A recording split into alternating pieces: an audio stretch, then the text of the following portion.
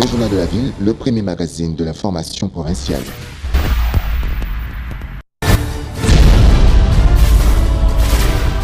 Tout de suite, le journal.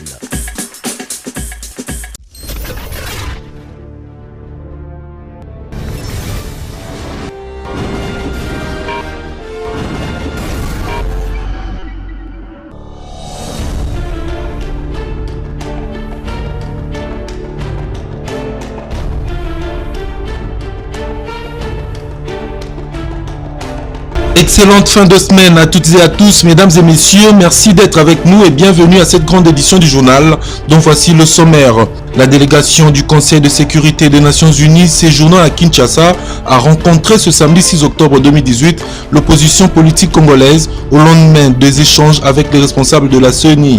Les membres de cette délégation envisagent également prendre langue avec les acteurs de la société civile, mais aussi le gouvernement congolais. Ces échanges portent principalement autour du processus électoral en cours, dont la question du financement des élections, la logistique, la machine à voter et les fichiers électoraux. Dans un autre registre, explosion d'un camion-citerne à Bumba dans la province du Congo central ce samedi 6 octobre 2018. Plusieurs dizaines de morts et des personnes brûlées graves ainsi que des dégâts matériels très considérables, c'est le bilan provisoire de cet accident. Selon certaines sources, le camion-citerne contenant du carburant est entré en collision avec un bus passager dans la matinée. C'est tout pour le sommaire, place à présent au détail. Un camion-citerne contenant du carburant est entré en collision avec un bus dans la matinée de ce samedi 6 octobre 2018 à Kisantu, dans la province du Congo central.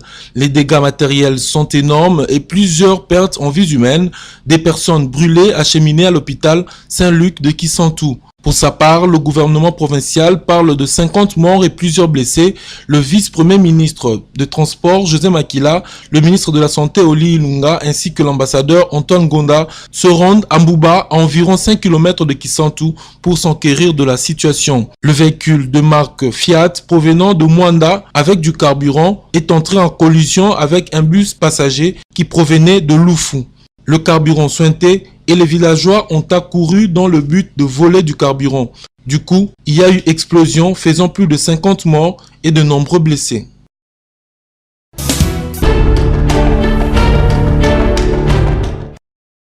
Le comité Nobel norvégien a annoncé avoir remis ce vendredi les prix Nobel de la paix au gynécologue congolais Denis Mukwege Mukengere et à Yazid Nadiamourad pour leurs travaux concernant les victimes en temps de guerre.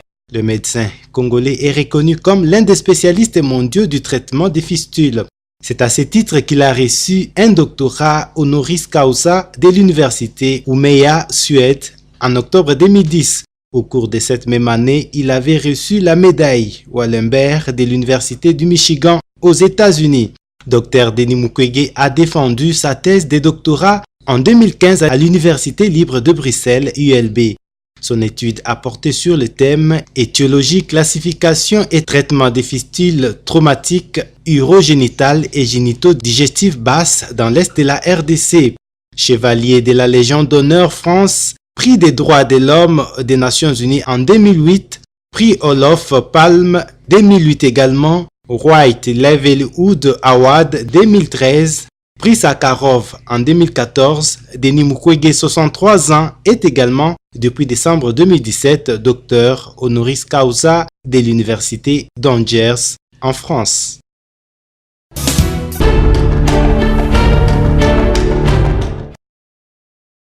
Le porte-parole du gouvernement congolais Lambert Mende Omalanga a félicité vendredi 5 octobre son compatriote, le docteur Denis Mukwege, pour le prix Nobel de la paix 2018 qui lui a été décerné à Oslo, en Suède, par l'Académie Nobel.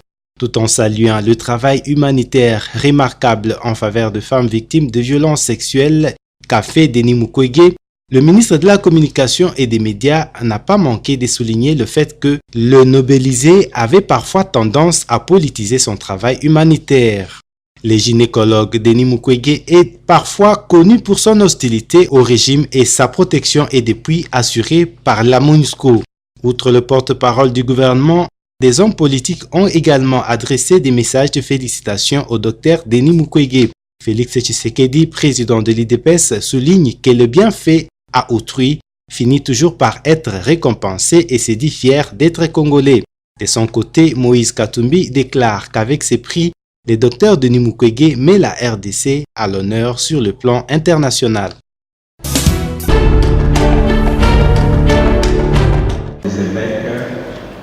Plus de 270 jeunes de 13 communes de la ville de Kinshasa, membres des comités locaux des Amis de la paix CLAP, formés en médiation sur la paix et la gestion des conflits électoraux sur terrain.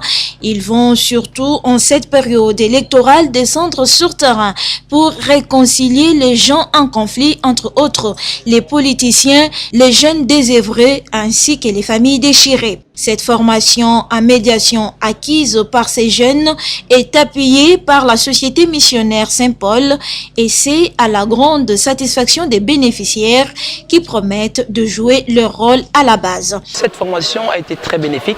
On nous a inculqué des notions fondamentales. À travers celle-ci, nous avions bénéficié tant des notions qui nous permettront de résoudre certains conflits dans nos quartiers, dans nos communes et surtout de la République. On sera là pour regarder comment est-ce que nous pouvons gérer la situation avec toute facilité de notre langue. On va parler, on va faire en sorte de faire comprendre à tout le monde que la paix est importante pendant cette période électorale. Il faut que les jeunes eux-mêmes se prennent en charge d'une façon si aisée, d'une façon intellectuelle, à comment régulariser ces conflits-là, à comment les gérer. Ça pourtant, se faire ce qu'on dit dent pour dent, œil pour œil. C'est plutôt la meilleure façon, c'est la réconciliation. Père Roberto Ponti, directeur général de la Mediaspol, explique le pourquoi cette formation. C'est un engagement que Mediaspol a pris pour essayer de vivre ce moment qui est crucial pour le pays en paix. Et nous pensons que former à la paix, comprendre les conflits et réagir avec la non-violence, c'est un apport trop important pour faire grandir le pays. Et les coordonnateurs du projet Gestion alternative des conflits, Michel Bitengue, nous en dit plus. Nous venons de terminer officiellement la première phase de notre projet sur la formation des jeunes à la paix. Ils vont être notre représentation, nos relais, nos intermédiaires vis-à-vis de leurs pairs, c'est-à-dire que des autres jeunes, pour leur parler de la prévention, de l'importance de la paix. Les participants à cette formation ont reçu chacun un brevet.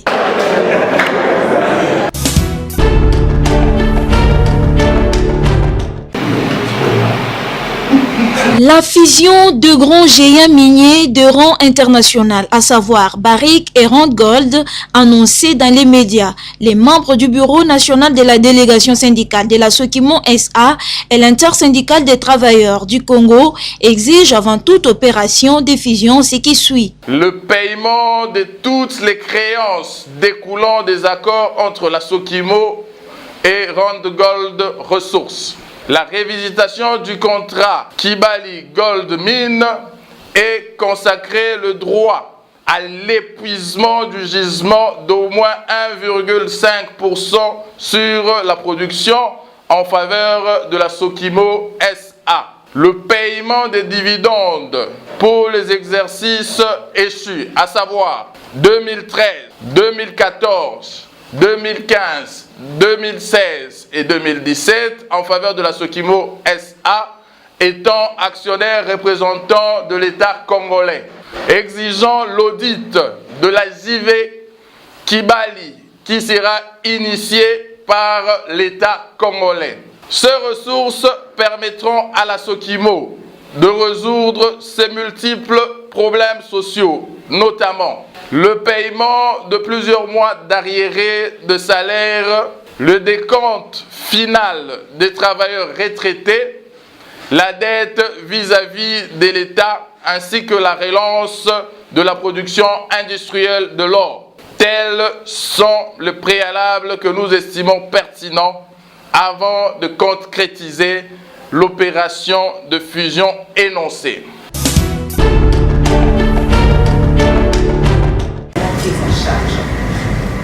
Le gouverneur de la ville de Kinshasa, André Kimbuta, et les membres du Front commun pour le Congo a annoncé qu'une grande manifestation sera organisée pour présenter leur candidat président Emmanuel Shadari à la population. C'est au cours d'une réunion du bureau politique de la majorité présidentielle faite le vendredi 5 octobre dernier. Le secrétaire général de la majorité présidentielle, Obin Minakou, qui a introduit cet événement, a pour sa part révélé le message sur l'imminence d'une réunion qui réglera certains problèmes liés à l'invalidation de quelques candidats, a fait savoir l'un des communicateurs de la majorité présidentielle. Rappelons que c'est le samedi 29 septembre dernier que les opposants congolais tels que Vital Kamerhe, Martin Fayulu, Jean-Pierre Bemba, Moïse Katumbi, Félix Tshisekedi, Freddy Matungulu, Adolphe Muzito ont tenu un meeting à la place Triomphale pour échanger avec les militants sur le bon déroulement des élections du 23 décembre 2018. Selon le gouvernement congolais, l'opposition aurait mobilisé 45 000 militants au cours de son meeting du 29 septembre dernier, un chiffre qui a été balayé d'un revers de la main par les opposants congolais.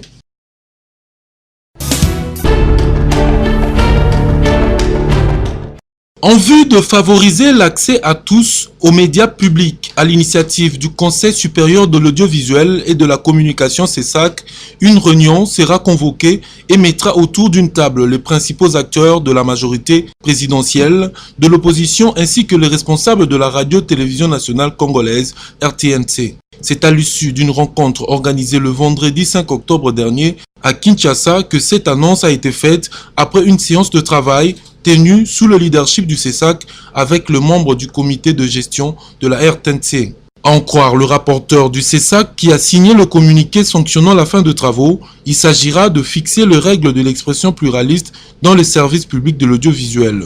Au cours de cette réunion, le Conseil a profité de cette occasion pour rappeler à l'ordre la direction générale de la chaîne nationale sur les dérapages de son animateur Lushi Manjate, réputé provocateur et parfois agressif dans ses propos, jugés diffamatoires à l'endroit de certains acteurs.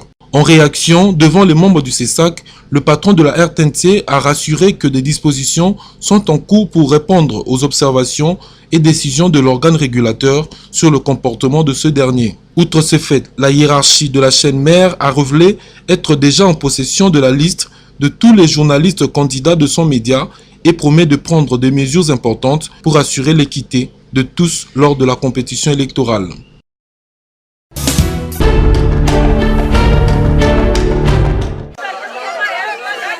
Améliorer la desserte en eau potable et combler le déficit en termes de sa production, tel est l'objectif que s'est assigné la Régie des eaux. C'est dans ce sens qu'il faut comprendre la visite qu'a effectuée le vendredi 5 octobre 2018 le directeur général de cette entreprise Clément Moubiel Kachama, d'abord au réservoir de Makala dans la commune de Bumbu. Ici, grâce au projet d'alimentation en eau potable en milieu urbain PMU, financement additionnel par la Banque mondiale, la Régie des eaux est en train de réhabiliter le réservoir d'une capacité de 24 000 m3 qui devrait alimenter le campus universitaire, les quartiers Salongo, Livulu, Rigini, Banzalemba et Mongafula. Mais à ce jour, ce réservoir est sous-alimenté du fait du déficit de production dans la ville de Kinshasa qui se situe à 500 000 m3 alors que le besoin réel se situe, lui, aux alentours de 900 000 m3. D'où la nécessité de finir l'usine de Ngaliema. Ensuite, le directeur général Moubiaï est allé visiter l'avenue Kikwit entre l'avenue Université et Lemba Foire où les travaux de réhabilitation de conduite de grande envergure s'effectuent. À terme, ces travaux permettront également une meilleure alimentation de la station de Yolo qui alimente Gombele, Salongo, Ngaba et les environs. Le directeur général de la Régie des eaux fait ici le point de cette visite. L'état d'infrastructure du réseau de la Régie des eaux à Kinshasa pose de sérieux problèmes.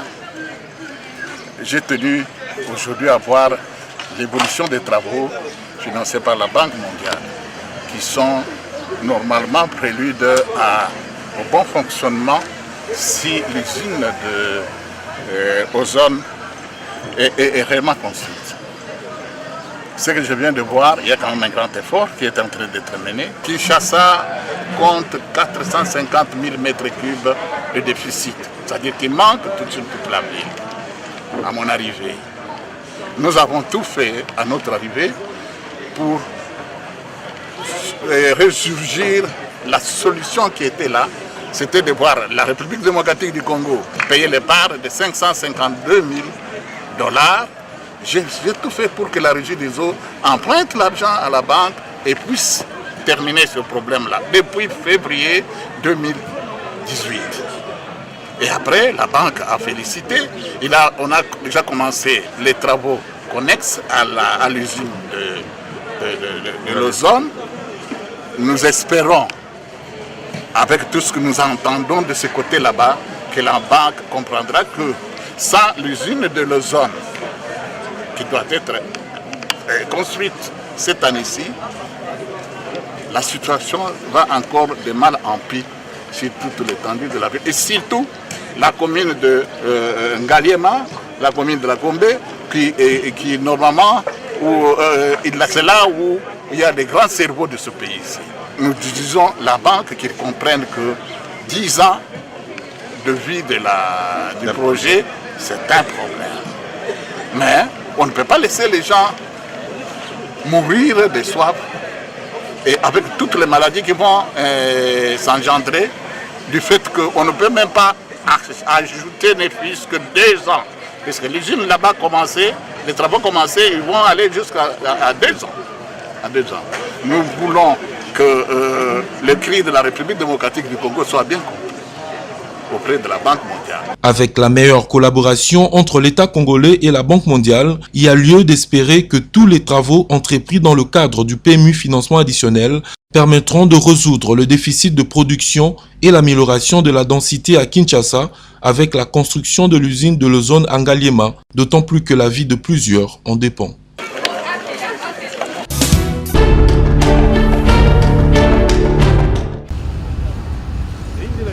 Les travaux de réhabilitation de la route CPA dans la commune de Mongafula évoluent bien. Actuellement, ces travaux sont au niveau de l'asphaltage de cette voie par l'Office des voiries et drainage qui en assure l'exécution. Cette route de grande importance pour les habitants du quartier CPA Mouchi permettra de désenclaver sensiblement les habitants de ces quartiers qui avaient du mal à rouler aisément. Une action qui a été rendue possible aussi grâce à l'implication de la communauté qui s'est prise en charge. Nous avons posé les problèmes, nous avons suivi et nous avons eu gain de cause. La population est très satisfaite. 18 mois depuis que nous avons commencé, nous n'avons pas lâché prise. Nous avons continué à bousculer et voilà que finalement la route est asphaltée.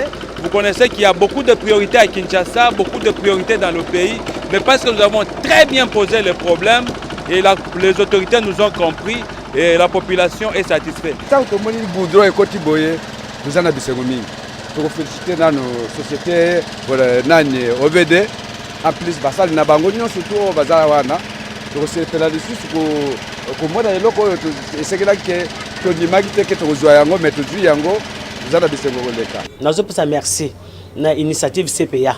Na cordo jarené groupe la bombe wana au basal makas basal effort que banje comme sur le terrain que musala peta mona madame na pesi bango merci nzela wana loko basal ndenge wana na kosa population toza ba passer na pesa mener le koto loko na période mbula bo kosa ba plus de rétention d'eau dans chaque parcelle pour moi yekota kuna kati donc ça mieux. Il faut noter qu'à travers la signature d'un contrat social, la population du quartier CPA Mouchi a pris l'engagement de garder jalousement ses biens obtenus au prix de nombreux sacrifices consentis. Un exemple à suivre par d'autres communautés.